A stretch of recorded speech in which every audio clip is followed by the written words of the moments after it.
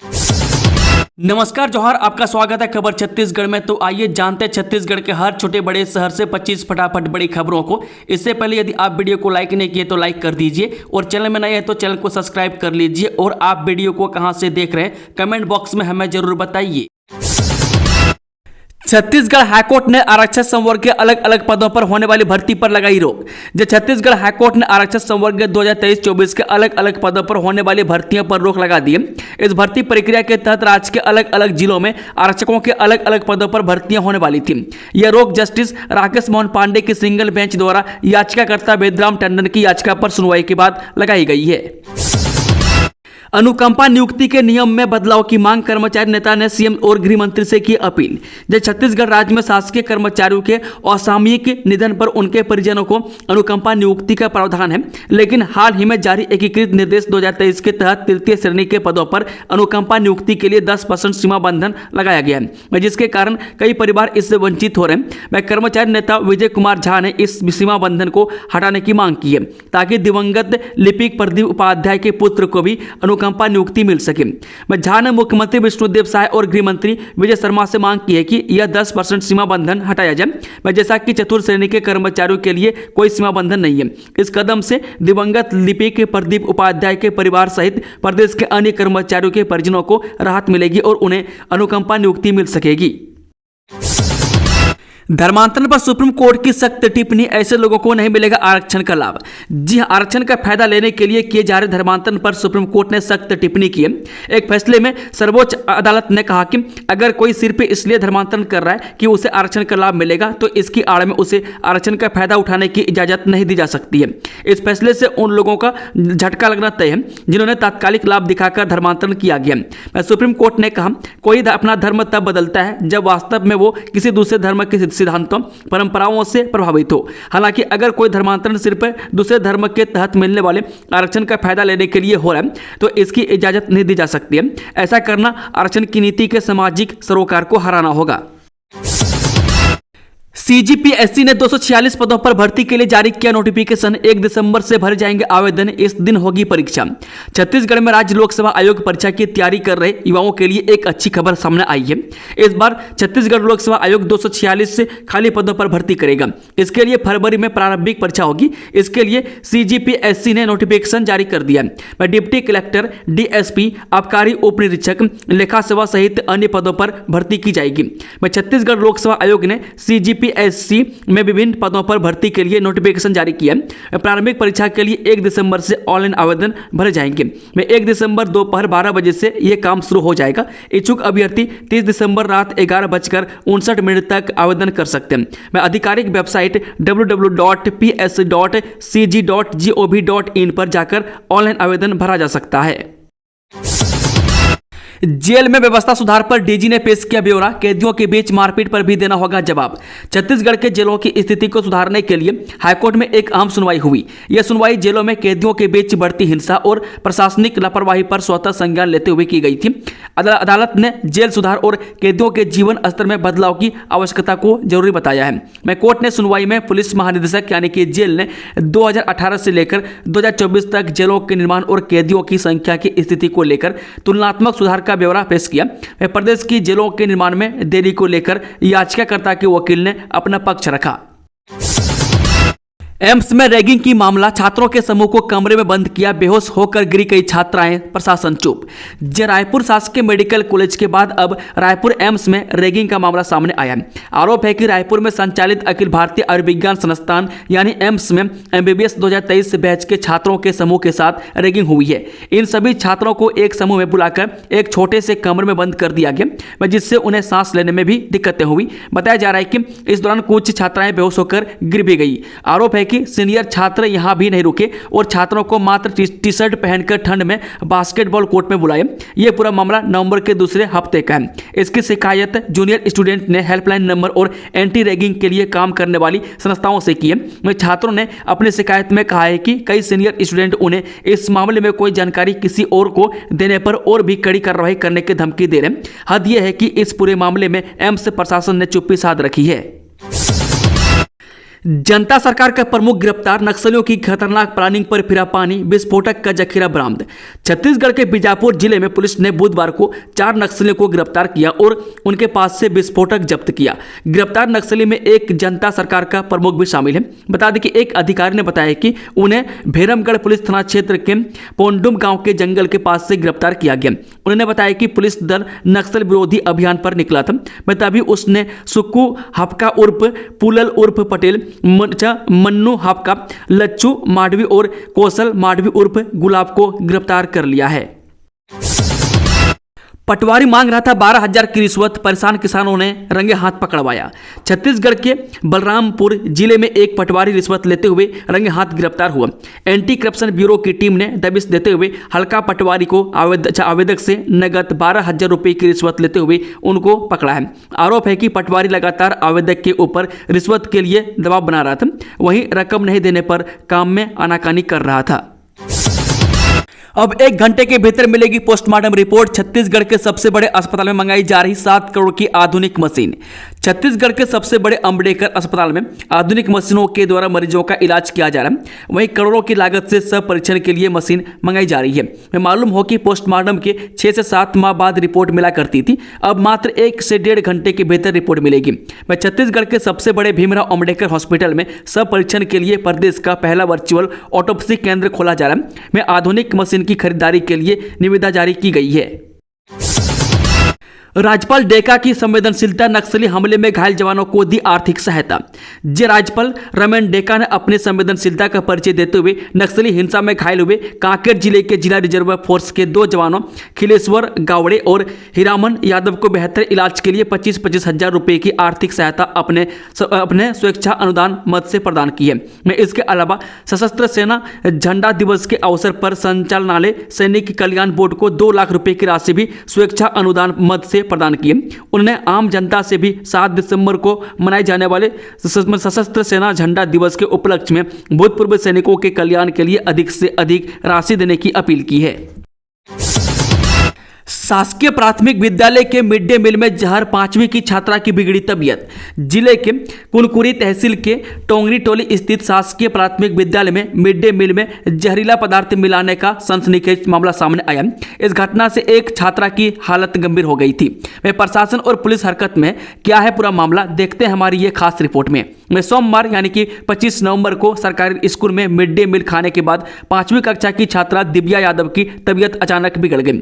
उसके गले में जलन, सिर दर्द और पेट दर्द की शिकायत थी। परिजनों ने स्कूल की रसोइया पर जहर देने का आरोप लगाया। बताया जा रहा है कि यह घटना जमीन विवाद का परिणाम हो सकती है। सीमेंट फैक्ट्री में मिली मजदूर की लाश, मजदूर संघ कर रहा 50 लाख रुपए का मुआवजा राशि देने की मांग। जिले के खपराडीह स्थित श्री सीमेंट फैक्ट्री में बुधवार सुबह एक मजदूर की लाश सेलो में मिली है। घटना की सूचना मिलते ही सुहेला पुलिस मौके पर पहुंचकर सबको पोस्टमार्टम के लिए अस्पताल भेजकर मामले की जांच में जुट गई है। जानकारी के अनुसार बता दें कि मृत मजदूर अशोक सिंह, पिता गुलाब सिंह, उम्र 33 वर्षीय, मध्य प्रदेश के चचाई थाना क्षेत्र के ग्राम चंदवार का रहने वाला है। अशोक श्री सीमेंट फैक्ट्री के नए प्रोजेक्ट में काम के दौरान बीती रात गायब हो गया था, जिसकी आज सुबह सेलो में लाश मिली है। वह मजदूर संघ मजदूर की मौत पर 50 लाख रुपए मुआवजा राशि के साथ सुरक्षा में लापरवाही बरतने वाले अधिकारियों व ठेकेदार के खिलाफ कार्रवाई की मांग कर रहे हैं। बांग्लादेश में हिंदुओं पर नरसंहार मामले में उप मुख्यमंत्री विजय शर्मा का बड़ा बयान, बोले इस दमनकारी नीति पर विदेश मंत्रालय लेंगे एक्शन। जी हां, बांग्लादेश में हुए हिंदुओं के ऊपर नरसंहार को लेकर प्रदेश के उप मुख्यमंत्री विजय शर्मा का बड़ा बयान सामने आया है। उन्होंने कहा कि एक पक्ष करता रहे मरता रहे, किसी को कोई फर्क नहीं पड़ता। इस विषय को अंतर्राष्ट्रीय स्तर पर ले जाने की बात विजय शर्मा ने कही। दमनकारी नीति बांग्लादेश में हिंदुओं के खिलाफ की जा रही है। हमारे देश में हिंदुओं के लिए सदैव स्थान रहा और रहेगा। आगे उन्होंने कहा कि विदेश मंत्रालय द्वारा भी बांग्लादेश में हो रहे हिंदुओं पर अत्याचार को लेकर संज्ञान लिया गया। उस पर अपनी प्रतिक्रिया देते हुए कहा, अन्य लोगों को क्यों नहीं दिखता, अन्य पार्टियों को यह क्यों नहीं दिखता, क्यों कांग्रेस के राष्ट्रीय अध्यक्ष ने एक शब्द नहीं कहा कि हिंदुओं को मारा जा रहा है। जो सेकुलर बताने वाली पार्टियां आज क्यों मौन है। अश्लील वीडियो वायरल करने के नाम पर 21 लाख की ठगी, अज्ञात फेसबुक आईडी धारक के खिलाफ हुआ मामला दर्ज। जिले में ठगी के एक के बाद एक मामले लगातार सामने आ रहे हैं। पर ठगी करने वाले गिरोह अब सोशल मीडिया के जरिए लोगों को अपना शिकार बना रहे हैं। ऐसा ही एक मामला सामने आया है, जहां सोशल मीडिया में दोस्ती करने के बाद शहर के एक व्यक्ति से अश्लील वीडियो सोशल मीडिया में अपलोड करने की धमकी देकर 21 लाख रुपये ठग लिए। वह पीड़ित ने इसकी शिकायत थाने में की है। वह साइबर पुलिस मामले में अपराध कायम कर जांच में जुट गई है। छत्तीसगढ़ वक्फ बोर्ड के अध्यक्ष डॉक्टर सलीम राज को जान से मारने की धमकी, अज्ञात आरोपी के खिलाफ एफआईआर दर्ज। छत्तीसगढ़ वक्फ बोर्ड के अध्यक्ष डॉक्टर सलीम राज को जान से मारने की धमकियां मिलने के बाद विवाद बढ़ गया। मैं धमकी भरे कॉल पाकिस्तान, अफगानिस्तान, जम्मू कश्मीर और केरल से आ रहे हैं। मैं कॉल और ईमेल में कहा जा रहा है कि तेरा सिर कलम कर दिया जाएगा, तुझे जान से मार दिया जाएगा। इन धमकियों के बाद डॉक्टर सलीम राज ने आजाद चौक थाने में एफआईआर दर्ज कराई है। वहीं डॉक्टर सलीम राज ने उत्तर प्रदेश के संभल जिले में हालिया घटना का जिक्र करते हुए मुलतवियों पर भी सवाल उठाए। उन्होंने बताया कि संभल में मुलतवियों के गलत बयानों के कारण पथराव जैसी घटनाएं हुई। उन्होंने मुलतवियों से अपील की है कि वे तकरीर से पहले इसकी जानकारी वक्फ बोर्ड को दें ताकि विवादों को रोका जा सके। बढ़ते ठंड के चलते बदली स्कूल की टाइमिंग, कलेक्टर ने जारी किया आदेश। जानिए कितने बजे संचालित होंगी कक्षाएं। छत्तीसगढ़ में अब ठंड का प्रकोप देखने को मिल रहा है। में आउटर इलाकों में कड़ाके की ठंड पड़ने लगी है। में कई जगहों पर शीतलहरी और कड़ाके की ठंड को लेकर अलर्ट भी जारी किया गया। में ठंड का प्रकोप देखते हुए कलेक्टर ने स्कूल की टाइमिंग में बदलाव किया। महेंद्रगढ़, चिरमिरी, भरतपुर कलेक्टर ने इसे लेकर आदेश जारी कर दिया। में जारी आदेश के मुताबिक 2 पाली में चलने वाली कक्षाओं की पहली पाली अब सुबह 9 बजे से 12:30 बजे तक संचालित होगी। वहीं 2 पाली में संचालित होने वाली कक्षाओं की दूसरी पाली 12:45 से 4:15 तक चलेगी। वहीं एक पाली में संचालित होने वाली कक्षाएं 10:30 बजे से 3:30 तक संचालित होंगी। नक्सल क्षेत्र में करता था गांजा सप्लाई, पुलिस ने युवक को धर दबोचा। साइबर सेल, जीपीएम और थाना गोरेला की संयुक्त टीम को खोंगसरा पीपर खूंटी के रास्ते पर 2 अलग अलग वाहनों में कुल 1 क्विंटल 5 किलो गांजा बरामद कर 3 आरोपी बनवारी लाल गुप्ता, रोहित गुप्ता और अंकुर जेतवार मौके पर से गिरफ्तार किया गया था। वहीं एक अन्य फरार आरोपी गोपाल पनिका को साइबर सेल द्वारा मध्य प्रदेश से गिरफ्तार किया गया था। वहीं आरोपियों से पूछताछ और टेक्निकल इन्वेस्टिगेशन करते हुए जीपीएम पुलिस को गांजा परिवहन के बैकवर्ड लिंक सप्लायर बोध जिला निवासी अजीत राणा का पता चला, जो सक्रिय रूप से सोनपुर उड़ीसा के इलाके में गांजा बेच रहा था। में एसपी भावना गुप्ता ने स्थानीय पुलिस की मदद से जिला बोध उड़ीसा निवासी युवक अजीत राणा को दबिश देकर ग्राम सिलेतपाड़ा जिला बोध से गिरफ्तार कर लिया है। मंदिर से सोने का हार चोरी, सीसीटीवी कैमरे में कैद हुआ चोर। जब भिलाई के मां कल्याणी शीतला मंदिर से चोरी का मामला सामने आया। अज्ञात चोरों ने मंदिर का ताला तोड़कर दानपेटी से नकदी और माता के गर्भगृह में रखे सोने के हार पर हाथ साफ कर दिया। मामले की शिकायत मिलते ही पुलिस मौके पर पहुंची और जांच में जुट गई है। आंगनबाड़ी सहायिका की भर्ती के लिए आवेदन 11 दिसंबर तक आमंत्रित। एकीकृत बाल विकास परियोजना जांजगीर के क्षेत्र अंतर्गत नगर पालिका जांजगीर नेला क्षेत्र के वार्ड क्रमांक 25 के आंगनबाड़ी केंद्र 1 में सहायिका पद रिक्त होने के फलस्वरूप 18 वर्ष से 44 वर्ष के महिलाओं से आवेदन आमंत्रित किया गया। मैं परियोजना अधिकारी एकीकृत बाल विकास परियोजना जांजगीर नवागढ़ 2 ने बताया कि आंगनबाड़ी सहायिका पद हेतु 8वीं उत्तीर्ण तथा उसी वार्ड के किसी भी अभ्यर्थी को आवेदन करना हो तो 11 दिसंबर 2024 तक एकीकृत बाल विकास परियोजना जांजगीर यानी कि जाज वल्लभ देव नवीन कन्या महाविद्यालय जांजगीर के पीछे पुराना बाल संरक्षण गृह में सीधे जमा किया जा सकता है। में नियत तिथि के उपरांत प्राप्त होने वाले आवेदन पर कोई विचार नहीं किया जाएगा। 50 से अधिक मामलों के आरोपी और हिस्ट्री सीटर रवि साहू को पुलिस ने किया गिरफ्तार। आतंक खत्म करने के लिए मोहल्ले में निकाला जुलूस। राजधानी रायपुर के अलग अलग थानों में 50 से अधिक प्रकरणों के आरोपी और हिस्ट्री सीटर रवि साहू को आज पुलिस ने उसके कालीबाड़ी स्थित घर पर दबिश देकर गिरफ्तार कर लिया। में उसका आतंक खत्म करने के उद्देश्य से पुलिस ने मोहल्ले में उसका जुलूस भी निकाला। रवि साहू अवैध रूप से शराब और गांजा बेचा करता था। वह साथ ही उसके विरुद्ध अलग अलग थाना क्षेत्रों में 80 प्रकरण दर्ज है, जिसमें से 57 प्रकरण चोरी, मारपीट, हत्या की कोशिश के साथ नारकोटिक्स एक्ट और जुआ के हैं। में इसके अलावा 23 मामले प्रतिबंधात्मक धाराओं के तहत दर्ज किया गया है। छत्तीसगढ़ में जल्द लागू होगी इको रेस्टोरेंट्स पॉलिसी, तैयार है ड्राफ्ट, कैबिनेट मंत्रियों ने दी जानकारी। मुख्यमंत्री विष्णुदेव साय की पहल पर छत्तीसगढ़ में बहुत जल्द ही इको रेस्टोरेंट्स पॉलिसी लागू होने वाली है। राज्य के वन विभाग ने तो इसका ड्राफ्ट भी तैयार कर लिया। इको रेस्टोरेंट्स पॉलिसी लागू करने छत्तीसगढ़ देश का दूसरा राज्य होगा। मैं फिलहाल अभी सिर्फ केरल एकमात्र राज्य है जहां पर यह पॉलिसी लागू है। इस पॉलिसी के तहत राज्य में वनों का संवर्धन, वाटर सोर्स का संरक्षण और मिट्टी का कटाव रोकने के साथ ही जैव विविधता को बढ़ावा दिया जाएगा। में प्रदेश के वन मंत्री केदार कश्यप और वित्त मंत्री ओपी चौधरी ने इस बात की जानकारी दी है। छत्तीसगढ़ में साय सरकार का बड़ा फैसला, गाड़ियों में अनिवार्य होगा हाई सिक्योरिटी नंबर प्लेट, जानिए पूरी डिटेल। छत्तीसगढ़ की साय सरकार लगातार विकास कार्यों को करने में जुटी हुई है। इसी में राज्य में सुरक्षा को लेकर भी साय सरकार अलर्ट मोड पर है। मैं इसी के तहत छत्तीसगढ़ राज्य में अप्रैल 2019 के पूर्व रजिस्टर्ड सभी कैटेगरी के मोटर वाहनों पर वाहन स्वामी द्वारा 120 दिवस के भीतर हाई सिक्योरिटी रजिस्ट्रीकरण चिन्ह लगवाया जाना अनिवार्य किया गया। इस संबंध में परिवहन विभाग द्वारा 2 वेंडर मेसर से रियल मेजॉन इंडिया लिमिटेड और रोस माटा सेफ्टी सिस्टम लिमिटेड को निर्धारित कर दर पर HSRP चिन्ह लगाने के लिए अधिकृत किया गया है। गृह मंत्री विजय शर्मा की अध्यक्षता में हुई बैठक, नशीली दवा बेचने वाले पर होगी कठोर कार्रवाई। उप मुख्यमंत्री विजय शर्मा ने कहा कि प्रदेश में नशीली दवाओं के सेवन एवं विक्रय पर प्रभावी नियंत्रण हो, यह सुनिश्चित किया जाए।